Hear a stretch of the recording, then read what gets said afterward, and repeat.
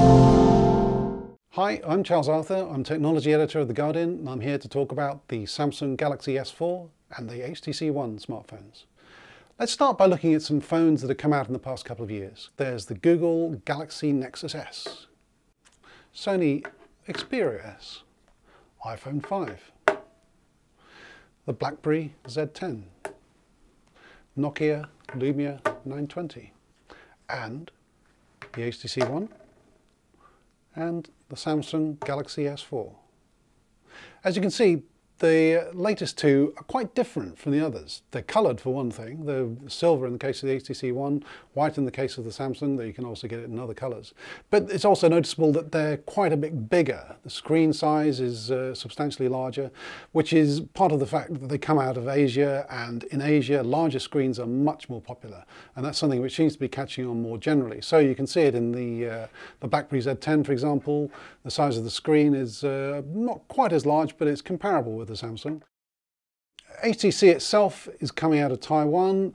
It's a company which has been having a fair amount of trouble recently. A number of top executives have left. The company's revenues have been falling. Its profits have almost fallen to zero. And the HTC One is seen as its chance to really get a foothold in the market again. It's interesting to see what it's done here. It's going for a phone which is really high quality. This is a top-end device, really very much comparable with the GS4 and with the iPhone 5. It's priced about the same as well from the larger carriers. The interesting thing I thought about it is that when you go to the front page, when you actually turn the phone on, which is slightly difficult to do because the button to do it is up on the top of the phone. I found that always very hard to get to. You don't have a list of apps as you do on the BlackBerry or the Nokia or the iPhone. What instead you have is a whole set of news items, a sort of flipboard-like way of viewing news. So it's thinking about you wanting to look at content rather than news.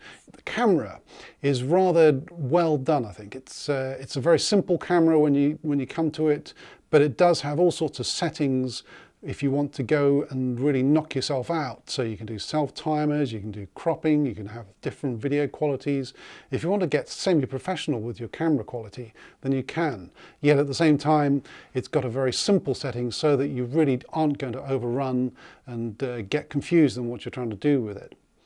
As a phone, it's very effective, it's not too big, it's very light, it weighs about the same, I would say, as the iPhone 5. They're very much comparable in weight. Interesting that it has an aluminium backing here, and it's also got Beats audio, and I have to say the headphones that come with it are the best headphones that I've used on pretty much any smartphone ever. They have a lot of bass, very clear, they're better than many of the headphones you can buy in shops. They're almost worth it for that part alone, I think.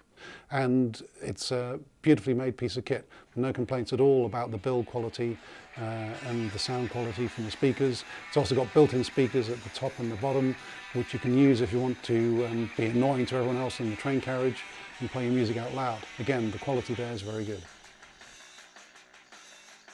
Moving on to the Samsung Galaxy S4, this is the phone which Samsung is looking to sell millions and millions of. It says that it's already shipped 10 million of them in the first month. HTC says it's shipped about 5 million in the past couple of months or so since the launch. And what I found interesting about this phone is that it's a phone which reminds me of a science fiction story that I read when I was a child. It was written by Larry Niven, and it was about discovering an alien artifact which had so many different settings that the people who were using it couldn't work out what the basic setting was for it. So one of the things that you find when you look at this is that it has loads and loads of different settings which you can turn on and turn off. It has things like air gesture, which means you can wave your hand over to move the screen.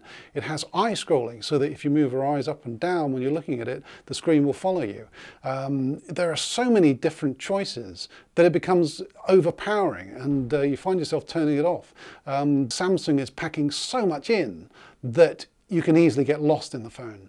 When you come to the home page, it's very simple. You have a few apps on the front. You've got the camera, some Samsung apps, the Google Play Store, if you use your messaging and so on. I found it interesting that in the home screen, when you have the lock screen, you don't have the camera setting. You actually have to go and enable that so by default, you don't have instant access to the camera, which I think a lot of people will find is a bit annoying. You have to actually go into the settings and make a change to the lock screen display so that the shortcuts are displayed on the lock screen. That to me seems like a bit of a mistake. One good thing about it in terms of the design, and something Samsung has had over HTC pretty much forever in my opinion, is that you can turn the phone on or off with a button at the side rather than at the top with the HTC One. But once you've enabled the shortcuts and the lock screen, then the camera is available to you straight away. But here again is a difference between HTC and Samsung. You have the camera, which looks as though it's pretty simple, but then if you go into the mode setting, you have a ream of different modes. You have automatic, you have what's called beauty face, you have the eraser one, you have animated, you have rich tone, you have so many that it becomes hard to know which you actually want. There's one called best photo. Well, what is it? It's a sort of burst shoot which will let you choose the best photograph from it. But would you choose between best photo or beauty face, or would you actually want to have eraser? You might find that each one is appropriate for the same scene, and the difficulty there is choosing between them. You get into a position where you have so much choice, it's hard actually to make a choice because there are multiple opportunities. And I think that that's, again, the area where Samsung is throwing so many things in that it can almost be overwhelming for the user. As a phone, it's pretty good. It's got good battery life. Again, it's going to last you a day easily, and the call quality is good. Samsung's been making mobile phones for a very long time, so it's very good at picking up signals and so on. There are a lot of Samsung apps on this, and certainly one criticism that people have had is that when you first sign into the phone, as well as being asked for a Google account, you can also be asked to sign into a Samsung account or to create one. That, to me, is an element of a phone which is not quite thought through. It's almost as if they've rushed this to market, which isn't true. This will have been in the works for a couple of years. And yet I think we've reached the point now in the Galaxy S4 where there's so much in the phone that trying to pack any more in would be overkill. And to some extent, it's easy to get lost. Despite these criticisms, Samsung's going to sell a lot of these this year because it's a huge company. HTC has done well to get 5 million of the HTC One out there. It'll be very interesting to see whether the consumer take-up goes well. I have to say, if I was choosing one of these phones for myself, I'd be choosing the HTC One. First, because the headphones are so good. Secondly, because it's such a nice construction.